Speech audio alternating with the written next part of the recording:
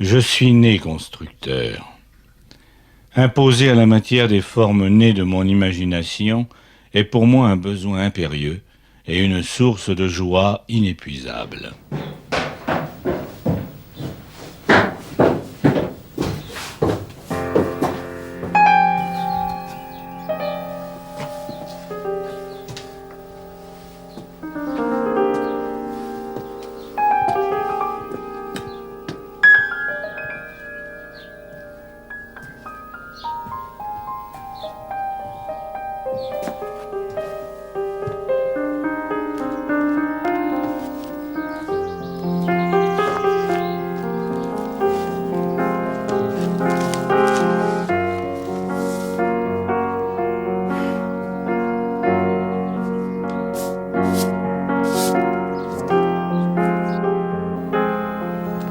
Eugène Freycinet ou l'extraordinaire aventure de la précontrainte.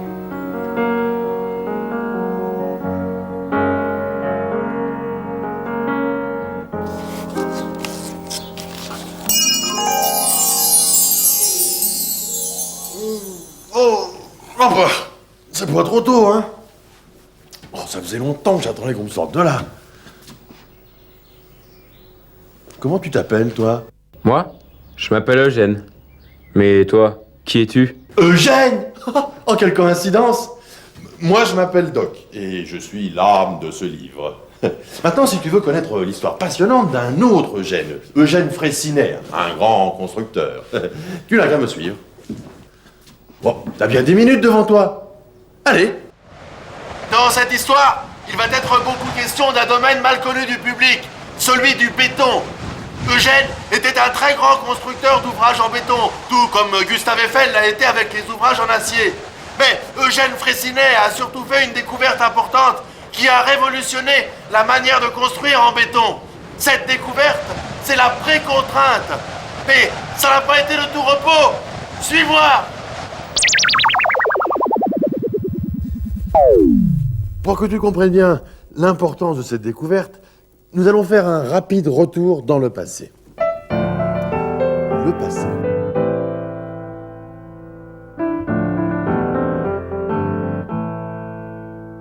Les constructeurs ont depuis toujours les mêmes problèmes à résoudre, les charges et la résistance à ces charges. Tu vois cette magnifique porte? On l'appelle la porte des lions, à cause de ce bas-relief qui se trouve sur la pierre triangulaire au-dessus du linteau central. Mais cette grosse pierre, plus légère que les autres, a une autre fonction. Les anciens avaient observé que si l'on mettait des pierres trop lourdes au-dessus d'un linteau, celui-ci cassait. La première réponse au phénomène du linteau qui casse, c'est le triangle de décharge. Le linteau ne casse plus parce que les charges sont détournées par le triangle vers les extrémités du linteau. Tu me suis? Du triangle de décharge, on passe logiquement à la voûte une ou deux générations plus tard. Imagine, on retire le triangle de décharge. Tout s'écroule, évidemment. Pour éviter l'écroulement, on place une pierre lourde qui coince le tout. Miracle, l'ensemble tient. Les efforts de charge sont renvoyés sur les montants. La voûte est née. C'est une autre réponse au problème du linteau qui casse. Mais bien plus décisive, parce que les portées ne sont plus limitées par la taille naturelle des linteaux de pierre. Cette découverte va révolutionner la construction. Grâce à la voûte, l'humanité va construire le pont du Gard, Notre-Dame de Paris, la coupole de Saint-Pierre à Rome, etc. Bien après, au XVIIIe siècle, apparaît la construction en métal qui permet vite de réaliser de très grandes portées, impossibles à réaliser avec la pierre. Mais le fer et l'acier sont encore à l'époque des matériaux chers. Cela limite le nombre et l'importance des constructions métalliques. Il faut attendre la fin du XIXe siècle pour qu'apparaisse un autre matériau bien moins coûteux, le béton. C'est à ce moment de l'histoire que naît Eugène. En 1879, très exactement, 4 ans après la construction du premier pont en béton armé. Eugène naît à Objat, en Corrèze. Ses parents possèdent une ferme et un moulin. Le grand plaisir d'Eugène est de regarder et d'aider les artisans qui y travaillent. C'est là que naît sa vocation. À 20 ans, il est déjà un artisan complet. Forgeron, menuisier, charpentier, etc. Plus tard, Même après ses diplômes de Polytechnique et des ponts et chaussées, Eugène se considérera toujours comme un artisan paysan. Cette double formation, à la fois théorique et pratique, scientifique et artisanale, a profondément marqué la manière de penser d'Eugène. Je crois qu'elle l'a doté d'un bon sens remarquable. C'est peut-être à cause de ses origines paysannes que Freycinet s'intéressera tout de suite au béton plutôt qu'à l'acier. Le béton, c'est plus près de la terre, et puis, comme je te l'ai dit, c'était moins cher. Alors qu'est-ce que c'est que ce béton armé auquel Eugène s'intéresse de si près depuis le début de ses études? Quand on applique une charge sur une poutre en béton, elle plie comme une branche.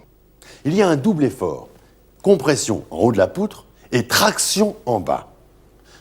Le béton résiste très très bien aux efforts de compression. Par contre, il résiste très très mal aux efforts de traction, encore plus mal que la pierre. L'idée du béton armé, c'est d'introduire dans le béton des armatures d'acier pour assurer les efforts de traction vers le bas de la poutre. Sous l'effet d'une forte charge, une poutre en béton se fissure à cet endroit, mais tient bon grâce à l'acier qui relaye le béton. C'est un paradoxe, mais quand on construit en béton armé, on prévoit et on anticipe les fissures du béton. Eugène ne sera jamais d'accord avec ce principe. Mêler le béton et l'acier lui semble un mariage contre nature. Très vite, il a la volonté de trouver un autre moyen d'utiliser le béton. Je ne cherchais pas à améliorer le béton armé, mais à lui substituer un principe de construction entièrement différent. À 25 ans après ses études, Eugène est nommé ingénieur d'arrondissement à Vichy. Il se distingue très vite en réalisant pour les communes avoisinantes des petits ponts en béton, 5 fois moins chers qu'à l'habitude. L'année suivante, à l'occasion d'un projet de 3 ponts sur l'Allier, il s'associe avec un entrepreneur important. Une fois achevé, le premier de ces ponts est sur le point de s'effondrer. Pour Eugène, il ne peut y avoir qu'une seule explication. Tout ce qui est admis et enseigné sur les déformations du béton est rigoureusement faux. Bravant les règlements, il modifie l'arc de son pont, ce qui réussit parfaitement. Ces 3 ponts lui valent la célébrité au sein de la profession. Eugène a alors 31 ans. Il n'a pas oublié l'accident qui a failli se produire. Il réfléchit aux moyens d'améliorer la construction en béton. Tout de suite après, c'est la guerre. L'acier manque, on a besoin de spécialistes du béton. Eugène bâtit des dizaines de ponts, de hangars, d'usines, et même de bateaux et d'affûts de canaux en béton. Au fil des projets, des chantiers, il acquiert une connaissance intime du matériau, observant, expérimentant sans cesse. Après la guerre, il construit et construit encore. Il obtient gloire et renommée en battant plusieurs records mondiaux de construction. Le plus long pont en béton en 1923, 131 mètres de portée. Puis en 1930, avec celui de Plougastel, 3 voûtes de 172 mètres de portée chacune. Il invente d'innombrables techniques de chantier, très utiles et pratiques. Certaines sont devenues classiques et l'auraient rendu millionnaire s'il les avait fait breveter. La vibration du béton pour le rendre plus fluide et plus résistant, les cintres mobiles. Dans toutes ces réalisations, que ce soit les ponts ou les bâtiments, le style d'Eugène est reconnaissable. Il construit en béton très peu armé. C'est le dessin des voûtes qui assure la portée et la stabilité des ouvrages. Pour Eugène, les formes des ouvrages dérivent avant tout de la fonction et des possibilités des matériaux. C'est pourquoi ces formes sont toujours pures et belles. Mais Eugène a une autre idée en tête depuis très longtemps. Cette idée, c'est la précontrainte du béton. En 1928, à l'apogée de sa notoriété et de sa fortune, il choisit de tout risquer pour s'y consacrer. Ah, on murmure que Freycinet est un vieux fou. Il a 48 ans. En 1928, je décidai de risquer tout ce que j'avais de fortune, de réputation et de force, pour faire de l'idée de la précontrainte une réalité industrielle. Alors, qu'est-ce qu'a inventé Eugène? En fait, comme pour toutes les idées importantes, le principe de la précontrainte est simple. Il s'agit d'appliquer, a priori, à un ouvrage, une force supérieure à celle auquel il pourrait être soumis.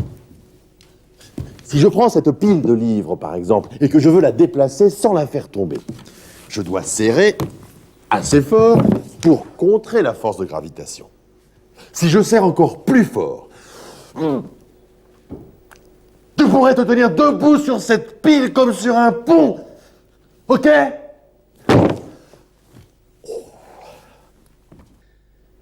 Appliqué à une poutre en béton, le principe est le suivant. On fait passer un câble dans le béton et on le tend le plus possible en le bloquant aux deux extrémités de la poutre. Le béton se trouve ainsi comprimé proportionnellement à l'étirement du câble. Quels sont les avantages? Petit a. La poutre en béton précontraint, pour une même charge, est beaucoup plus résistante. Elle plie moins. Petit b. Ces déformations sont réversibles. La poutre précontrainte reprend son état initial, contrairement à sa petite sœur en béton armé. Et la précontrainte rend au béton sa souplesse et en fait un matériau noble. Revenons en 1928. Freycinet ne trouve qu'un seul industriel pour partager son aventure, un fabricant de poteaux électriques. C'est peut-être l'application la plus compliquée à mettre en œuvre pour la précontrainte, mais Eugène se met au travail. Un travail obscur et solitaire dans une vieille centrale électrique prêtée pour l'occasion. Au bout de 5 ans d'efforts intenses, le succès technique est total et l'échec commercial complet. La crise de 29 est passée par là, Eugène a maintenant 55 ans, l'avenir de la précontrainte semble voué à l'échec. Après 4 années des plus durs efforts, je me trouvais au bord de la ruine. Un miracle seul pouvait sauver mon œuvre et moi. Ce miracle eut lieu. Ce fut le sauvetage de la gare maritime du Havre. La gare maritime du Havre avait été construite pour accueillir en grande pompe le tout nouveau paquebot Normandie, orgueil du savoir-faire français. Peu avant l'inauguration, on s'aperçoit que le bâtiment s'enfonce de plusieurs centimètres par mois et se fissure. Personne ne sait comment arrêter les tassements.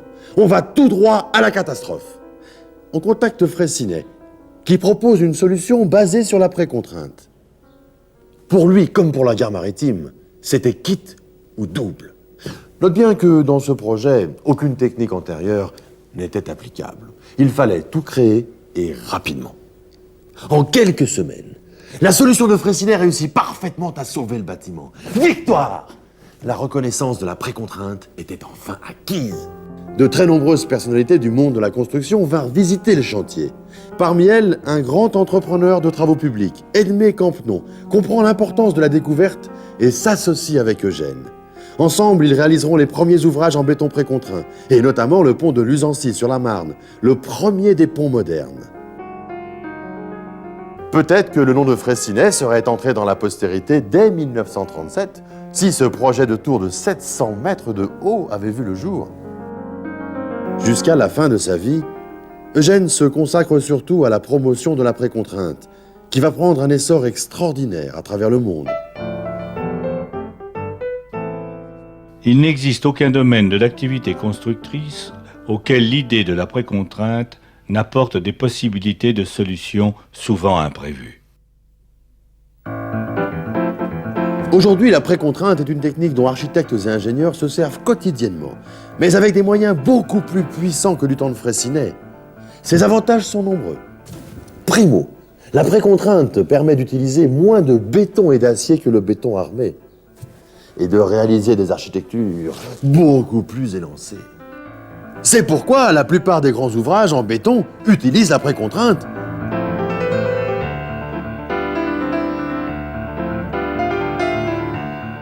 Regarde la Grande Arche de la Défense, par exemple. Sans la précontrainte, on n'aurait jamais pu réaliser une telle structure en béton. Deuxièmement, la précontrainte est également un moyen efficace et économique d'assembler des éléments préfabriqués en une structure monolithique. Regarde, la plupart des ponts de très longue portée sont construits de cette manière.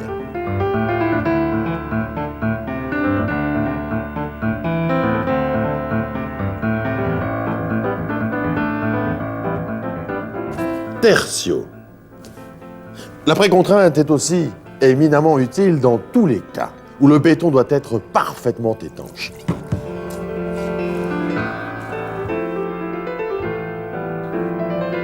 Plateforme offshore, réservoir, canalisation, ouvrage nucléaire. Enfin, le béton précontraint a permis l'essor de la préfabrication. Les poutrelles de pavillon, par exemple. Ça n'a l'air de rien, mais ce sont des éléments qui sont fabriqués en très grande quantité, de manière plus sûre et moins coûteuse, grâce à l'invention de Freycinet. L'idée de la précontrainte peut s'appliquer à d'autres matériaux que le béton. C'est grâce à des techniques dérivées que l'on peut concevoir et construire des ponts à haubans, comme le pont de Normandie. Oui, Eugène, la précontrainte, c'est l'héritage laissé par Freycinet aux ingénieurs du monde entier. Les concepteurs du futur découvriront encore de nouvelles applications. Bref, la précontrainte, c'est la liberté du constructeur. Le dernier projet de Freycinet, qui le réveillait souvent la nuit, c'était de construire un pont sur la Manche. Eugène nous a quittés en 1962. Voilà, c'est la fin de mon histoire. Ne trouves-tu pas injuste que personne ne la connaisse ? Je compte sur toi. Moi, j'ai fait mon boulot. Et je disparais. Oh, jusqu'à la prochaine fois. Salut Eugène. Le doc te salue bien.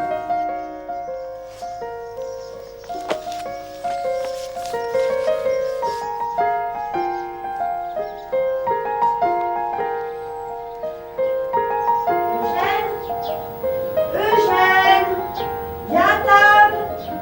Mais qu'est-ce que tu fabriques là-haut? J'arrive, maman. Je lisais un truc incroyable. La vie d'Eugène Freycinet. Eugène Freycinet, qu'est-ce qu'il a fait?